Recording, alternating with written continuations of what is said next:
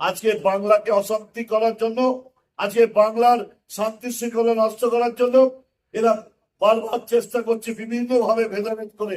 আজকে বলুন তো, বাংলাদেশ তো একটা রাষ্ট্র। আমি জানি না ওরা ইতিহাস জানে কিনা, ওরা ভূগোল জানে কিনা, বাংলাদেশ তো একটা রাষ্ট্র। বাংলাদেশে অনেক ঘটনা ঘটেছে, নিন্দাজনক, আমরা ধিক্কার জানাই, আমরা প্রতিবাদ করছি। কিন্তু আমাদের পশ্চিমবঙ্গটা একটা ভারতবর্ষের একটা অঙ্গরাজ্য, তার কি ক্ষমতা আছে বাংলাদেশের ব্যাপারে অস্ত্রকে করা বা না করানোর?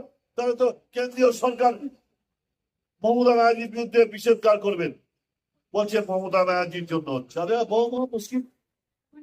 আজকে একটা বাংলাদেশের হাই কমিশন আছে কলকাতার উপর, সেই কমিশনারকে ঝামেলা করে, আচ্ছা ফোন তো পুলিশ ছাড়তে পারে, সেই হাই কমিশন করে দেয়। আপনারা দেখেছেন অনেক জায়গায় পুলিশের চোখ ভেঙে ফাটিয়ে দিয়েছে, মাথা ফাটিয়ে দিয়েছে, মহিলার চোখ ফাটিয়ে। যদি বাংলাদেশ হাই কমিশনে কোনো ক্ষতিগ্রস্ত হয়, আমরা মুখ দেখাতে পারবো আন্তর্জাতিক স্তরে? তাহলে তার জন্য প্রিকশন নিতে হবে, তার জন্য প্রিভেনশন করতে হবে।